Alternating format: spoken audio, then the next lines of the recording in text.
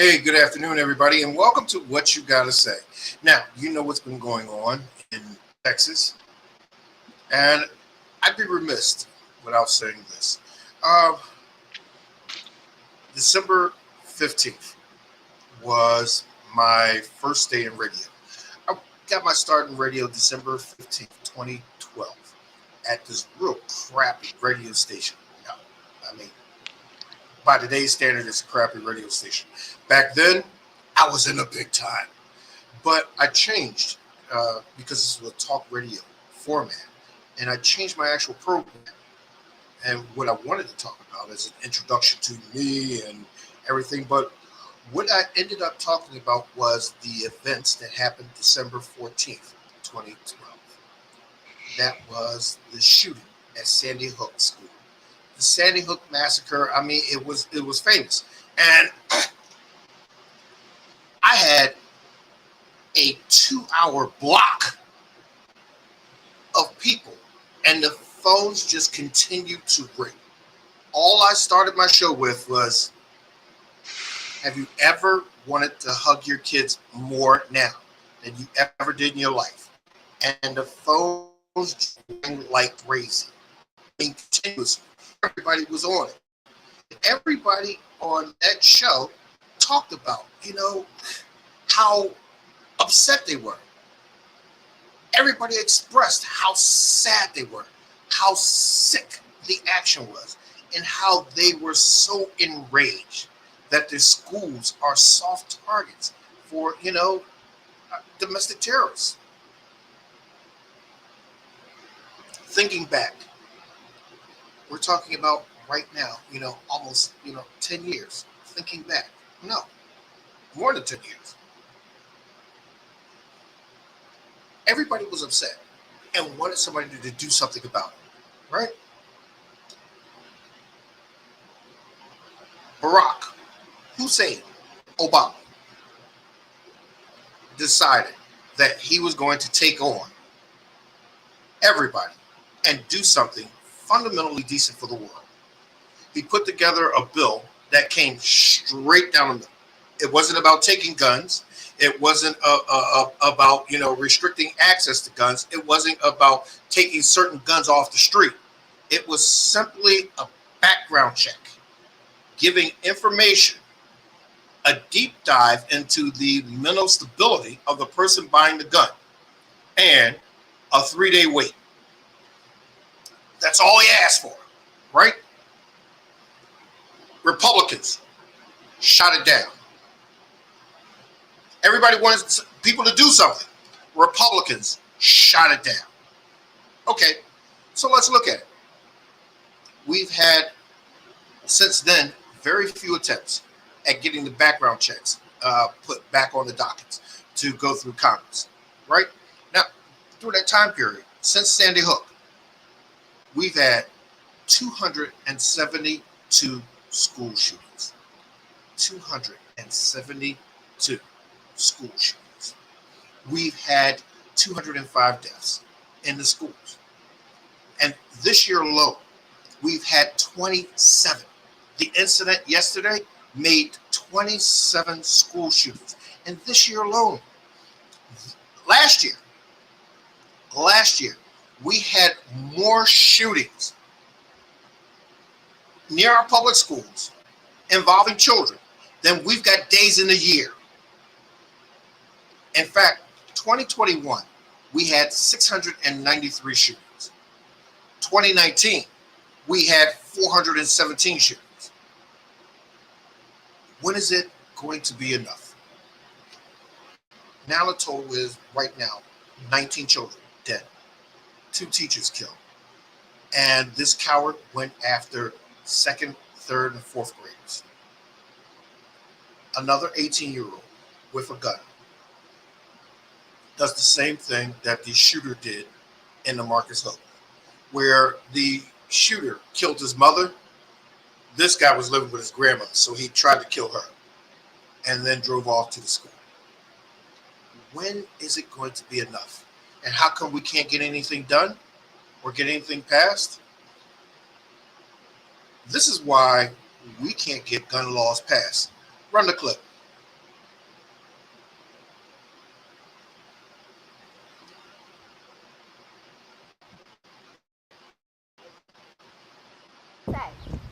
No words. So I'm walking. David, why are you supporting the red flag laws? If Scott Peterson, the resource officer at Parkland, had done his job, then Nicholas Cruz wouldn't have killed anybody in your high school, or at least protected them. Why are you supporting red flag gun laws that attack our Second Amendment rights? And why are you using kids as a barrier? Do you not know how to defend your stance? Look, I'm an American citizen. I'm a gun owner.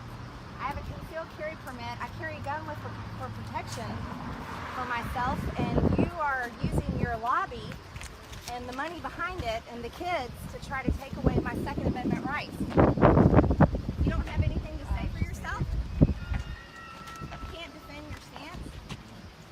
How did you get over 30 appointments with senators? How'd you do that? How did you get major press coverage on this issue? And how did you get kids? Why do you use kids? Why kids? You know, if school zones were protected with security guards with guns, there would be no mass shootings at schools. Do you know that? The best way to stop a bad guy with a gun is with a good guy with a gun. But yet you're attacking our Second Amendment. And you have nothing to say. No words. So I'm walking. He's got nothing to say. Sad. He has nothing to say because there really isn't anything to say, you guys. He has nothing to say because he's paid to do this. He has the walkaway march. He's got the women's march, and they're funding all of this. Everytown Gun USA, they're funding all this stuff. Okay, that was David Hogue right there. David, we saw him inside the Senate building. He had 30.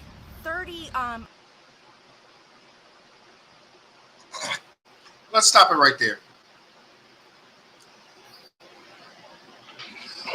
Okay, so that is everybody's favorite Klan mother, Marjorie Taylor Greene. She is harassing a Parkland school shooting survivor. Now, I got to commend this kid because the children from Parkland School, they before Congress, they petitioned, they've got the press, they got the media behind them. They wanted gun laws passed, and these children were not playing. Of course, we're talking about a shooting where, you know, there are white children with upper middle class to upper class parents or with finances. This woman, Klan mom, chases him throughout the Capitol and into the streets, and she says, quote unquote, if schools had security guards, there wouldn't be any mass shootings. Bullcrap. Well, listen, here's the dumbness behind this little Klan mom and her theory. Okay, if I'm going to kill people in school, the first thing that I'm going to do is kill the guy with a gun so that I can kill more people. Case in point, when this other idiot decided to go into Buffalo, New York and kill people at the supermarket, who was his first victim? The security guard. I don't even know how this ignorant piece of work even got elected. That's why we continue to have shootings, because of people like her, who's got her hands in the gun lobbyist pockets. That's why we can't get anything done, because they want to politicize it and say that it's their Second Amendment right. The Second Amendment doesn't give anybody the right to actually take their crazy behind end, buy a gun, and kill innocent people. You little coward! Why don't you just go on and kill yourself and let everybody else live? People like that is what keep us in that great divide, because they want to politicize everything and get their other dumb cronies to back them up. Oh, but it'll never happen to her because she's got a gun and a permit to carry. But I wonder if her kids have it. I think that politicians will start changing their stance when some of these shootings actually start to hit home. You know, in their backyards, in their children's schools. or just start picking up guns and shooting where they shot. Live, play, or do work. I think that it's about time that we start thinking what's best for us instead of thinking popular with politicians. Right now, it's popular for them to sell us, to take money from the lobbyists and argue against our public safety.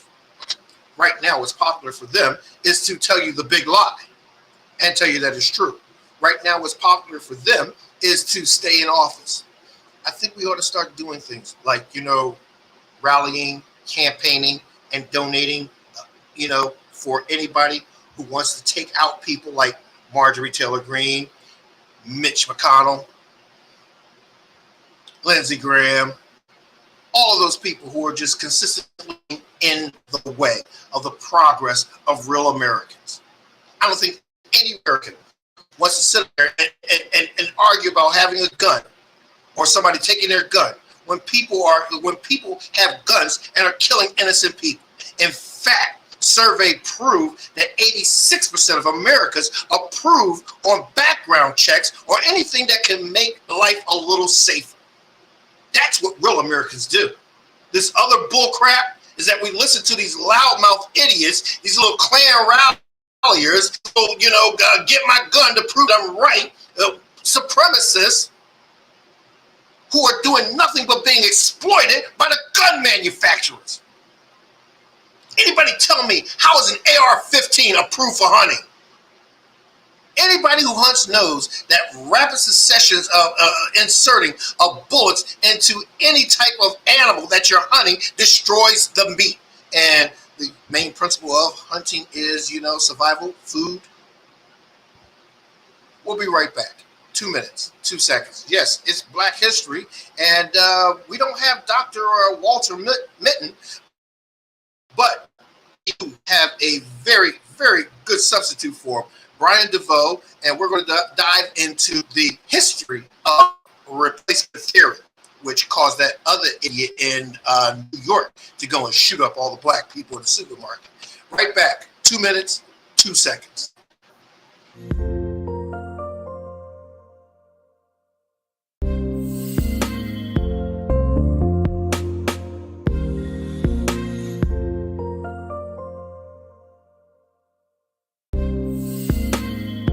Your small business struggled through the pandemic to stay afloat.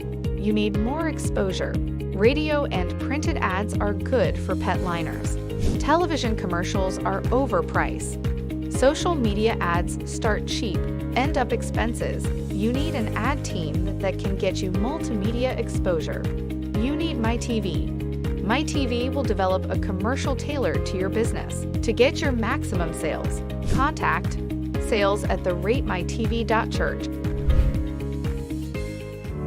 Life has many twists and turns, and it can take you off track. Disaka Joe's Flow is here to help you dance through the twists and lean into the turns.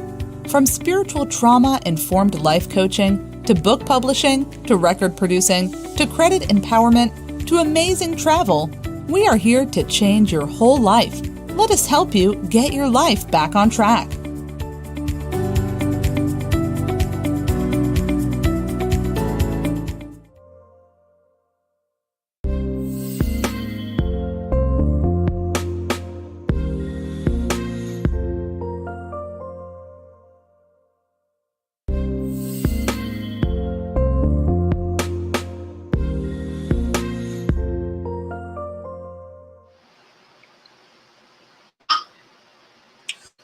Okay, hey, welcome back to What You Gotta Say. It's Wednesday, Black History 365. Now, one of the other members with Dr. Walter Mitten is with us. Milton is with us today.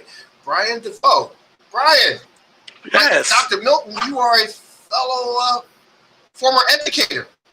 Yes, I am. I was a principal. I'm a retired high school principal. I was a 34-year educator for the Dallas Independent School District.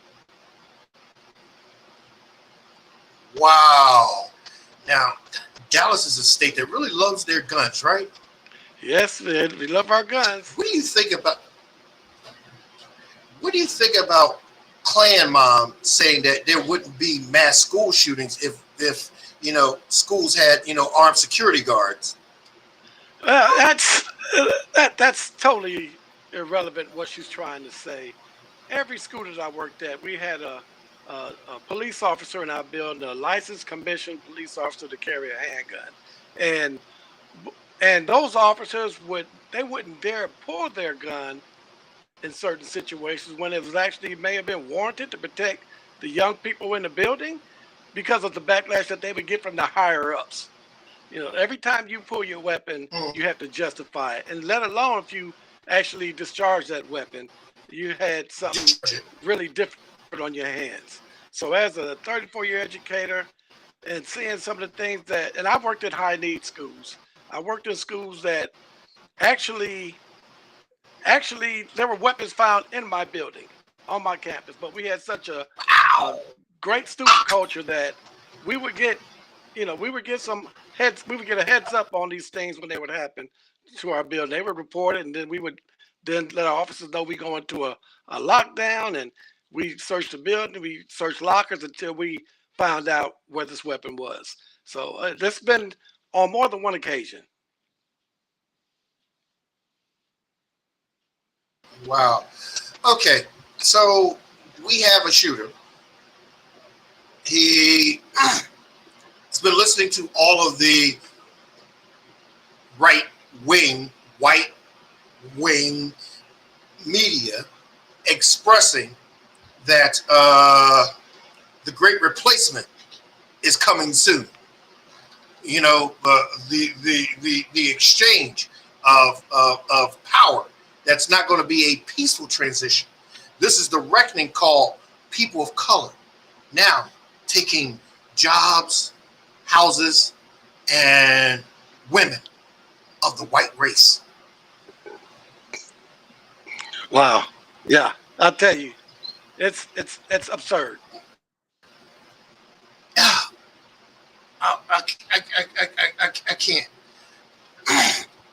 But this ignorance is nothing new, right? I mean, in history, it's been going on for a while. Yeah, it's been going on for a long while, and as early as you could think about things as they occurred, as they came down the pipe. Let's talk about affirmative action. We had things about affirmative action that had to come about because of institutional racism, which, by the way, doesn't exist according to certain people. Institutional racism. Well, this is supposed to have leveled the playing field. And so once that started leveling the playing field, then all of a sudden you hear the term reverse racism come about. So, you think about all those different things that happen. And whenever they try to level the playing field to make things more equal, which in theory, it sounded great, but in actuality, it wasn't happening because now policies and laws starts to change. And so if you don't pay attention to history, it's due to repeat itself. That's why we at Black History 365, we want to make sure that we get the historical facts out according to the black race and things that our black people, our ancestors went through. And we want that out there. We want that information out there. And it's a threat to know that information because they say knowledge is power. But isn't that the start of the birth of the Ku Klux Klan, that collective power or intimidation of the white race so that they can't be replaced or exterminated by the former slaves and blacks? As a matter of fact, you're so correct with that. With the history of policing, so to speak, once slaves were able to become free and have their papers, regular white citizens were actually deputized to kind of monitor black people through passage to make sure that they had papers saying that, hey, yes, I'm a free slave. But I wasn't there at that time, but I don't think that it actually went that way. Okay, you got your papers and you're good to go, you're free and clear. No, there were some other things that were going on at that time due to different things such as lynchings. And by the way, we just got on the books as a federal crime. Lynchings is against the law just in the year 2022. Lynching is now a federal crime. Go figure. Yeah. I mean, really, should we celebrate that? I mean, it's already a crime in 47 states. So Yes. making it a federal crime is no big whoop. Right? Yeah. I So, mean, we're talking about what? The anti-lynching bill is what, 100 years old? yeah, it's been as old as the day is long, and they come out and they said, okay, it's the facade, it's the thing that kind of make people think that, okay, yes, here we go, we got something happening now, just like the school shootings. It's the same old song and dance act. You're never going to get anywhere. It's just full circle. Once you're just on a big loop, it goes down, it turns around, there we go. We're back down that rail again. And it won't change Back down it again. until we use what's at our in our best. It's what we're vested to do, and that's the vote. But once again, they're trying to change these voting laws to make it more difficult for people of color to vote. Yeah. I mean, yeah. Yes. See, they believe, okay, now, you're a historian and an educator. I'm just a guy who, picks up here and there. So, we went through the period of the increased black vote, rallying around President Obama. And then, once he got elected, we got lulled back into what we used to do, not vote. So, he got his butt kicked during the midterms. Now, he had to fight Congress and the Senate all by himself. Yes. Okay, so now we came out for the next presidential election and voted, right? Right. He got a second term. Midterms came up again, and we lost seats again. More. Right. So, would that history not teach people of color that we have to vote more than just once every 4 years? That's true. You can't vote once every 4 years. You have to get involved in these small local elections to enact change. And if you get involved in those small elections, then the people that's supposed to be for you and that you're going to be a constituent for them, is that they hear the message. They don't hear the message enough from the people that matter, the people that vote. The people that are highly affected by these legislations. That's a matter of fact. I mean, so because of the replacement, is that how we got to redlining? And gerrymandering, changing things for your representation to make sure that you're not fully vested and you're not fully represented as it should be.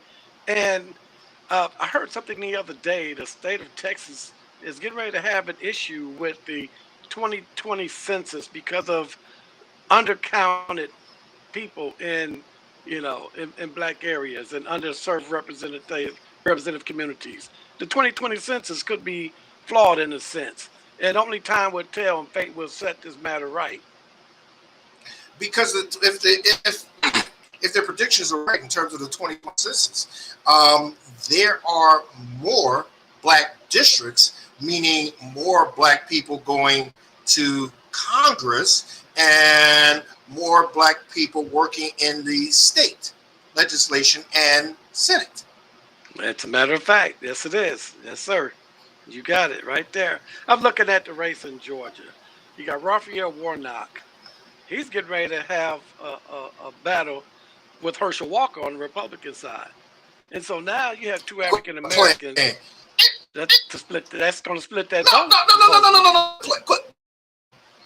Herschel Walker stopped being black in it. Okay? Cut that out. But the average black person might not know that. They just see a black face and another black face, and now they're torn. No, we lost in the 80s. We lost a whole lot of black people. They were just giving up their black card. Herschel Walker, Lionel Richie, Michael Jackson, all of them. They were gone. They were now mainstream. They were white acceptable. All of a sudden now Kids. I mean, come on. Yes. Now, look, and let's look at Herschel Walker, Mr. running for Senate, who says that he has the largest African American company in America. He's not even a partner. He's not even an investor. I mean, yeah. It's at least a not fact check not to going mention on there. playing. Oh no, he's playing the white Republican game. Lie, and lie some more. I mean, he's not telling about the domestic abuse he had playing Russian roulette with his wife. Hold on, honey. Let's see if this is the bullet. Okay. I mean, really? This is the guy you want to be a senator? Really? Yeah, really. True. I mean, come on. Look. What experience? Give me some experience. But Herschel Walker doesn't have any experience. Look, he said that he graduated magna cum laude. He barely graduated. Look. He just scored enough. He just scored enough over the SATs that said that he could do more. He could do 3 things more than his name in the right place. Yeah. Come on. Right? Yes, sir. This is the man that they want to represent. So white people say, okay, to beat a black man, you're going to need another black man who's white acceptable. So they get Herschel. But do he believe that he's going to divide the black vote when he's sitting up there supporting the big lie? Well, the thing is that the people of Georgia, they're smart. They're smart voters. And I'm talking about the voters of all races, because Georgia just turned blue, basically, in this last election. And so you have Miss Stacey Abrams, who's very powerful, very influential, and very savvy. She's not going to let that message become mixed. She understands the challenge. She understands what's at stake. And then she's going to go forward. And she's going to conquer. She's going to make sure that everyone knows exactly what's at stake and make sure they understand how they can help to ward things off. Okay, so replacement theory and them now fighting that fear. One of the biggest ways that they fought that fear with replacement theory was unions. Yes, and that goes back to unions and that institutional racism, and they wanted to make sure that people got exactly what was needed. But when the playing field was kind of level, maybe the white people said, "Hey, wait a minute, I don't have my privilege like I used to. We're on the same field, and that can't happen because I'm not with them; they're beneath me. And so I want to make sure that I am still hold my upper echelon on this platform of hierarchy of value." And so that's where we are. This started. You mean they're saying I need to hold on to my white privilege card? Well, yes, sir. That's exactly what that is. That's what this is all about. And people of the opposite race, our counterparts, they don't understand because they don't live with us. Black people, we can't live. We have to survive. We don't have time to live because they're too busy trying to survive in this society that we're in right now. And so when we're trying to survive, you do things to try to get ahead, and next to that, you're being pulled down. You're being pulled down by the system. And the system in itself has to be checked. And you have the people in Washington and Congress that whenever the system tries to undergo a value check, it gets railroaded. Case in point, you're talking about different things like Roe v. Wade. You're talking about voting rights. Now you're talking about simple things like background checks. And so when you talk about replacement theory, that's just exactly what it is. It's a theory. A theory is not fact. You can't have it. It hasn't been proven. How can you prove replacement theory? It's just a bunch of nonsense. It's just a group of people who feel threatened by a group of people who are now more educated, who are more valuable, who have given more input. If you talk about BH 365 and the value input of black people, a black man invented the air conditioner. A black woman invented the burglar alarm for homes. out of need, out of necessity. And so when you think about those things, they didn't get credit for it. Patents were stolen and it was then monetized by others. So there you go. So replacement theory, they're thinking replacement theory is initially their word of saying payback. Hey, if they want to, and payback is a B. So you want to make sure that as Yeah. we move forward, we want to make sure that everything is understandable. Yeah, for some of us, payback is that XB who got the house, the kid, the car, and the dog. So we're going to take a break. And I'm with Brian DeVoe, former principal, and we're talking about replacement theory. See you all. 2 minutes, 2 seconds. All right.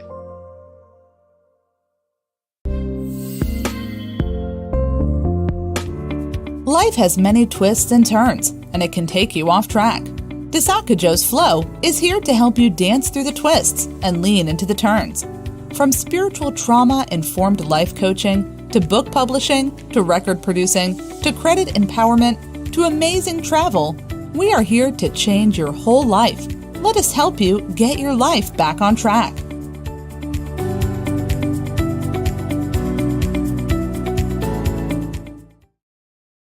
Your small business struggled through the pandemic to stay afloat. You need more exposure. Radio and printed ads are good for pet liners. Television commercials are overpriced. Social media ads start cheap, end up expenses. You need an ad team that can get you multimedia exposure. You need MyTV. MyTV will develop a commercial tailored to your business. To get your maximum sales, contact sales@theratemytv.church.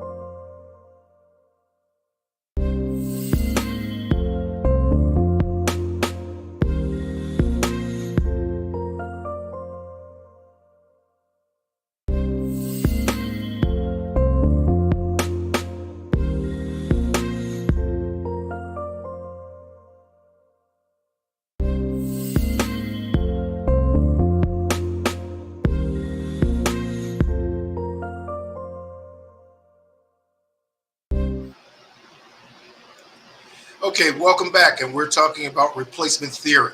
Now, in case you haven't realized, nobody on any of these talk media outlets is discussing replacement theory. You know why? I made it up. So,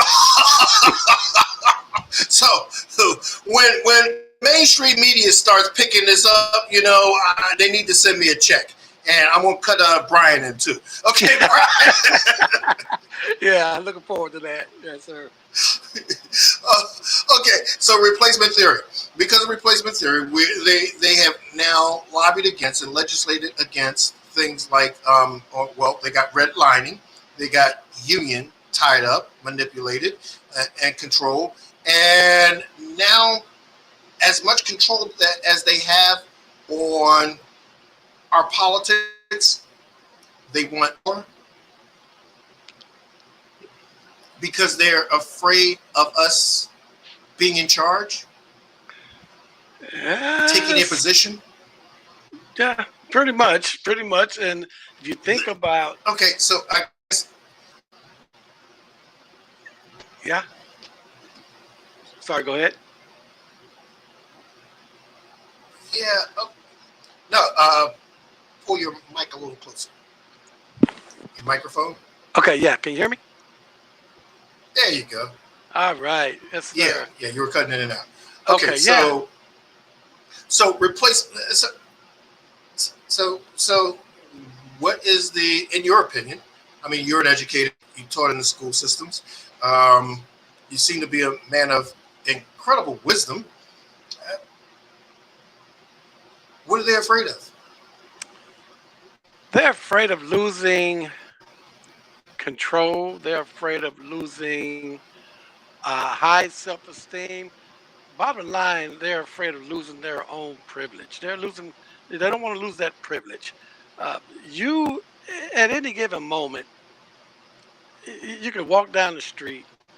I myself, as a black man, I could walk down the street and I could have eyes. If I walk past a group of white men or white people, whatever, everybody eyes on me. But if it's a white man that walks down the street, it's okay because they fear, they fear a black man, so to speak, and especially if you are high in stature or you are educated, it's fearful. It's fearful, and they want to make sure that they keep their place on the top shelf. So the way that they can continue to exist in their mediocrity is to oppress and suppress people who have intelligence, money, resources, and creativity. That's about it, and I can remember my wife and I. We live on the outskirts of Dallas, Texas, and we built our house on about 17 acres of land. And the house is a pretty decent sized house, and we're educators. Well, my builder at the time had a sister, and asked his sister, say, they must be drug dealers.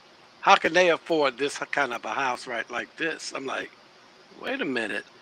I don't deal drug. I deal knowledge. I'm a knowledge dealer. So, and I took it with a grain of salt. I laughed it off and everything. I said, okay, So now that tells me that it's a shame that, and I don't put my business out there, but you just can't let people know what you got or what you have, because now you become a threat.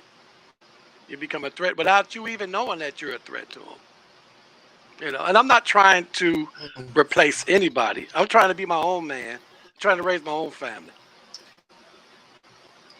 Well, it seems to me, because I've had similar experiences, that you're just trying to live your best life. Living my best life. I mean, that's all I'm trying to do. Yeah. Let's see. You've made your sacrifices in life for your education and your family. Working your way up through the school systems in Texas.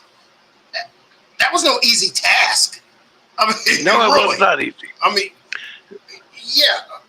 So, okay, now you're at the point where you can enjoy the fruits of your sacrifices, and that has to be minimized by them calling you a drug dealer?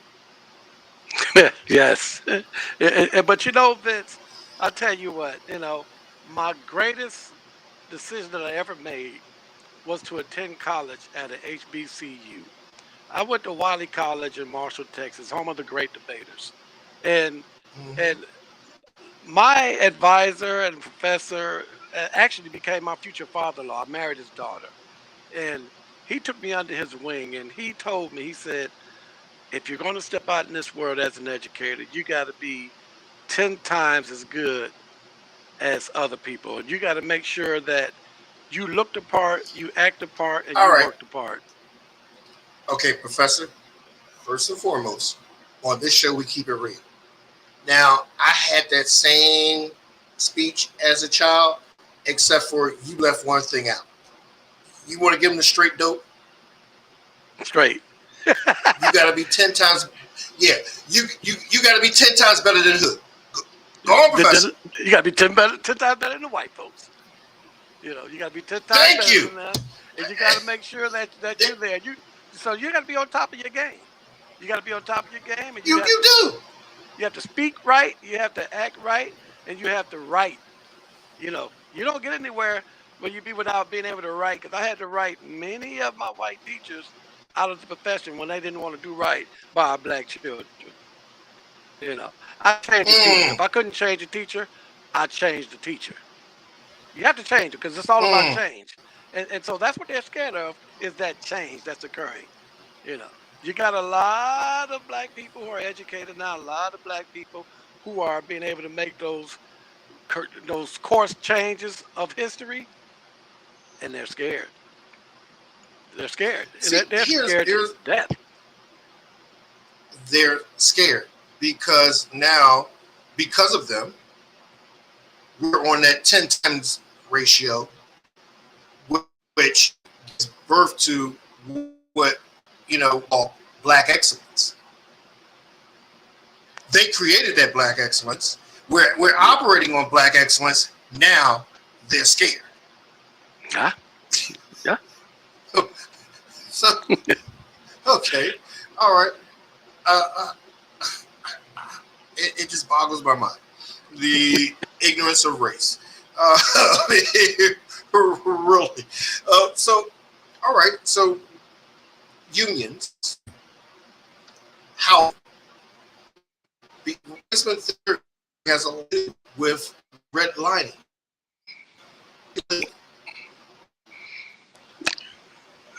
Could you repeat that? I couldn't quite hear you. You're cutting out. Historically, how have they? Oh, I'm sorry. Replacement theory. It affects housing. I mean, because they didn't want us living in certain areas, so they designed red lines. Yes, they did. Yes, they did. Getting loans for a home, getting bank loans for a home, it made it almost impossible. And then whenever we were able to, be able to make that move to get these homes, you're only able to get them in a certain area because they price you out. They price you out of a different area.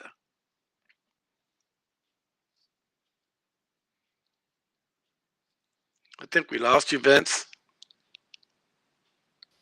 Oh, okay, I'm back. All right, you're back. So not only did they price you, So not only did they price you out in terms of getting the loans, in terms of high interest rates. So if you were making money, they made sure that you didn't have any more disposable money. But also, they devalued your property when you were trying to sell it. Yes, they did. And your value wasn't worth anything, so you were able to get in that equity. And so what that eventually in turn did was that it decreased the black wealth. So black people were not able to really develop generational wealth. And now, we're becoming money savvy. We're able to generate that black wealth, and once again, it creates that hysteria in the white people. So now, like I said, they're afraid. And whenever you have black people who have more than some other white people, now they despise you. They despise you. So you really have to be careful with this. Just I'm not saying be scared. I said be careful. You have to be careful with what you do and what you got, and how you go about conducting your business. Because at any given moment, if we're not careful, if we get too caught up in the semantics, we'll be right back at square one. And we're trying to see that transgress right now, but we have to be smarter than them. What we have to do is to make sure we inform our young people. Our young people are ill-informed on the powers that be and the practices and policies that they have, to make sure that they are we need to put them up on the game. Put it that way, as simple as that. They have to get in the game. They have to vote. They can't sit back and expect something else to get done. And they have to make sure that they abide these laws that are put into place, because what they're doing, they're locking our young people up. They're getting those felonies, and now they can't vote. They can't have their voices heard through a vote. They have to sit back and take what's given and maybe influence somebody else once they learn the game. So we want to make sure that our young people hear the But, message and know the message. well, hearing it and knowing it, and also understanding that in terms of the replacement theory, or them setting you up so that you don't replace them. Now with the prison thing, once they get that federal record, you know, let's see. First of all, African Americans or people of color are disproportionately incarcerated and they are the largest group to get a parole hit and maximum sentencing. Yeah. Let's think back to back in the 80s when, get this, our government put cocaine on the streets of LA, and they got into the drug business. And Roxanne Jones. yep, there you go. And Hmm. you got that 3-strike rule, and Hmm. and now you had all these people going to prison, and if now that was by design. They did that, but you got this. Not one white person was convicted and held accountable for doing that. Not one. Really? You mean to tell me black people who had the savvy to go into foreign countries, negotiate with these people, and transport illegal substances into the United States to distribute them in the urban areas? It was just completely a black thing? Oh my God, Really? we must have been really good, right? I wonder why we're not that savvy now. Yes. Yeah, because it was not us, right? But who got the blame? The black people. There you go. Okay, so replacement theory on education. Replacement theory in education. It's a mixed bag of bones right now because what they try to do is that they try to get black students with the testing that's going on. Testing is not culturally relevant, anywhere you go across the United States, because we don't have the same experiences. You get a black family, they may not be able to afford to go on vacation and experience some of the things by maybe taking a trip to the Grand Canyon and learning rock formations and things of that nature, or riding down the highway and seeing mile markers and being able to dictate how many miles that they're going, how fast that they're going with those math word problems that they may come across. They just don't get that experience. And as educators, it's incumbent upon us to make sure that we do what's right by not only our black kids, we have to do right for all. That's what an educator is supposed to do. We already know more than we need to do. It all depends on how we feel about doing it, knowing the fact that we haven't done it just yet. If they understand the fact that we haven't done it just yet, then we'll be okay. And we're making sure that it's equitable for all. We're making sure that we're not putting one group of students above the other. But the problem with that is that you're coming up with different mindsets of adults, Vince. You got mindsets of adults. You have teachers, white teachers who don't want to teach black kids because their attitude will dictate their behavior. Their behavior will dictate their actions, and their actions come out in words, on their students. And so whenever students hear that Well, now, young black kids just aren't interested in saying yes, sir, and yes, ma'am. no, that's just not the way it's going to be now. The gone is the day. Ever you remember the day when you were, when some certain black kids came up, you were told to respect the white man by saying yes, sir, and no, sir. They would say Hmm. that to the white men and women, but they wouldn't even say it to their own parents. Well, what Hmm. gives there? What gives there? It just doesn't compute. That's not right. So Hmm. if you're gonna be respectful, you be respectful to all, including your own. And our young children aren't as submissive to whites as we were taught to be. No, they weren't, because they don't understand the trials and tribulations that a John Lewis went through, or Martin Luther King went through, what Malcolm X was trying to do. All those different people, Medgar Or Evers, what they were just for their eh, cause. Yeah, they don't have that mhm. knowledge, and that's Yes. a part of history that they need to understand. But we don't want to teach them that for them to go out and become violent. We want them to be knowledgeable in how to use it in a positive way to get things done, to Well, enact change. I agree. I agree. I think the sacrifices of our civil rights leaders and heroes. Should not be a rally call for us to be violent and fight against them. It should be it should be empowering us. Yes. It should not be an arrogant sense of entitlement. It should be the knowledge and knowing that, you know what, there was a price to pay for me to operate on this platform. And I should not, and I should take full advantage of the sacrifices that they have made for me. Right, It should exactly. not, it should not consist of all of this white entitlement for a black kid. True. You're exactly right. And if you think about it, you go even deeper and further. You have to make sure you understand. Talking about replacement theory, we're not talking about knees. You replace knees. You replace hips. That's the replacement theory that they need to be talking about in the medical profession. We don't need to be talking about a social replacement, because there is no such thing. It's a made up term for political purposes. And you get these group of people, as you mentioned before, the young man in Buffalo, he's listening to some rhetoric. I don't know where he's getting it from, but it's all about the confirmational Tucker bias. Carlson. Yeah, it's confirmational We're- bias. Because someone else said it, he believes it. We're about to do a show on that. In fact, I'm challenging a few groups to hold some of these people accountable Yes. next week. Oh wow. Yeah, so stay tuned. Yes, sir. But yes. So okay. Let me backtrack this a little bit. Prison, mass incarceration. It kept them from replacing the social status and construct of the white man, but also it increased the white wealth, because those guys that were in prison were the ones building the highways. Yes, sir. If you were to dig deep into our textbook, Black History 365, it has a section on slave labor. They actually took the slaves from different prisons and put them to work in the fields for crops. They put them to work building those highways. They call them chain gangs.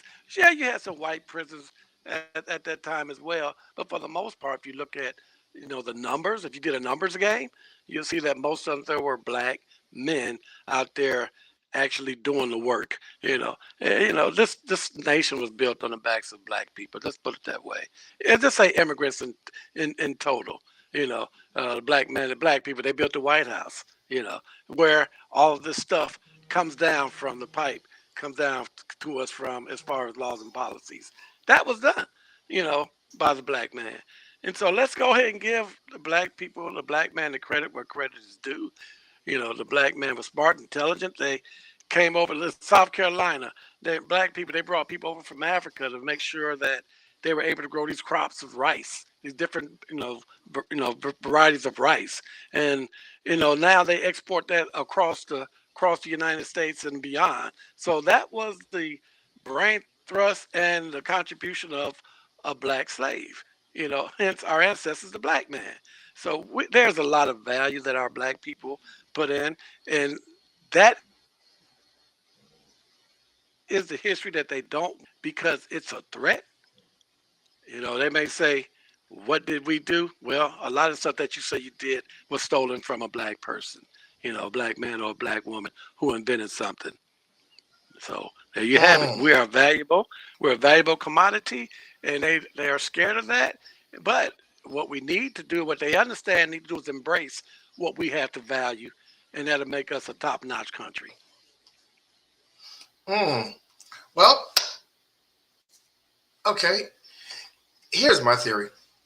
If we stop focusing on, who's going to be the next top dog, or oppressing someone, or standing in their way so that they can't step into or reach their greatness, then when they stand on our neck, doesn't that also